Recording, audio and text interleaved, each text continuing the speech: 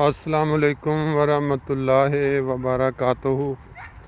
तमाम दोस्त world wide जेड़े जेड़े भी साथ शामिल होणगे सब नू अज जर्मनी 27 अगस्त सुबह तकरीबन 8:30 का टाइम बड़ा ही खूबसूरत दिन निकलन का इम्कान है।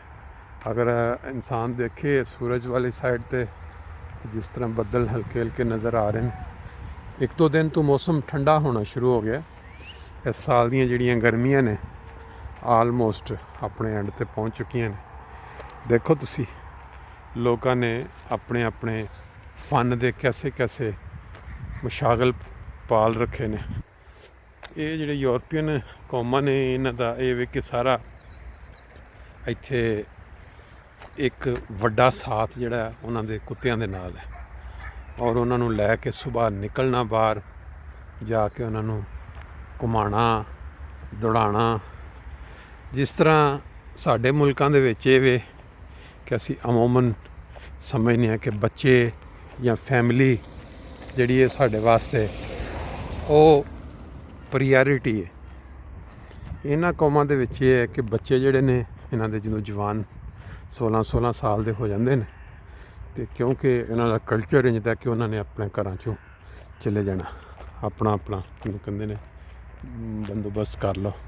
फिर इन्हां दा ये कि क्योंकि इंसानी नेचर है कि उन्होंने कंपनी चाहिए होंगी, उन्होंने कोई ना कोई शुगल चाहिए। फिर एक अपने अपने घरों च कुत्ते रखते हैं। कुत्तियां दे नाल फिर सुबह निकलना और जाके बाहर देखो दो कुत्ते रखे ने, दो आए ने मिल के और अपना अपना वो उन्होंने भजा रहे ने सारे ने। खैर ये तो एक बाई दी वे इत्थे दे कल्चर का एक हिस्सा तुहानूं दिखाता। सैर करदे फ्रैंकफर्ट की एक नुक्कर एक साइड इधर अगे फिर मकान नहीं थोड़े अगे चल के तो और एक इलाका शुरू हो जाता है। इंसान दी हर इंसान जिहड़ा इस दुनिया दे विच पैदा हुंदा है उहदे नाल खुदा ताला ने कोई ना कोई खूबी या किसी खास मलके तो उन्होंने जरूर नवाजिया हुंदा है। लेकिन बाज़ दा यह हुंदा कि वह एंड तक कबर तक पता नहीं चलता और बाज़ जिहड़े ने जिन्हां दा कोई ये चीज़ क्लीयर हो जाए या किसी ऐसी नज़र नूं या एक ऐसे शख्स की नज़र पै जाती है कि खूबी वो उन्होंने फिर निखार के ते कामयाब इंसान बना दिंदा।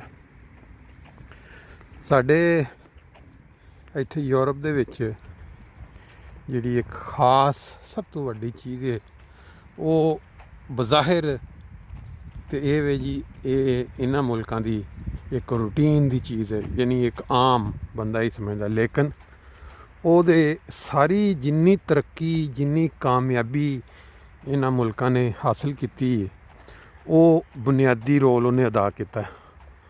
वो वे इन्हां दी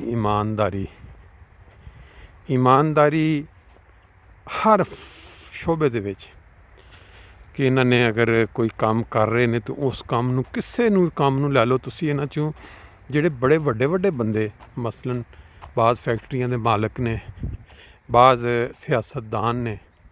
कल ही हुण एक वीडियो देखी कि वह वीडियो नहीं बल्कि तस्वीर सी कि हॉलैंड दी मिनिस्टर जिहड़ी है कबीना दे विच कोई वो सुबह काम जाण तो पहला दफ्तर 2 घंटे सड़क ते जाके ते आम वो जिहड़ा गंद नहीं हुंदा डब्बे भरे वो चुकन की ड्यूटी करती। तो उन्होंने किसी ने पूछा कि तू क्यों इस तरह करनी तू, तो उन्हें कहा कि जिहड़ियां लोगों ने वोट दे के मैनू इत्थे तक पहुँचाया आया मेरा फर्ज नहीं बनता कि मैं उन्होंने रिटर्न भी करा सिर्फ मिनिस्टर बन के नहीं बल्कि आम हालात च भी। ये तो इन्हां लोगों की सोच है।